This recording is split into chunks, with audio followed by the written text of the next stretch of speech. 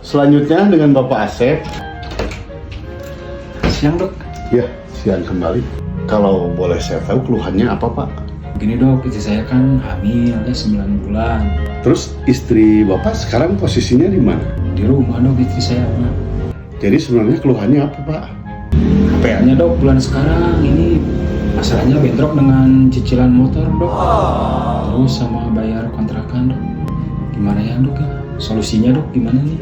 Bapak sebelum datang ke sini, Bapak udah sarapan? Sarapan pak?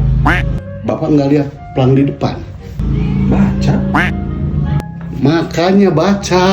Ya tadinya pak Mama Nawiana tuh pak ada uang dingin pak. Sebaiknya Bapak tinggalkan ruangan ini sebelum emosi saya naik di atas kepala Pak. Dok 100 ya tuh dok.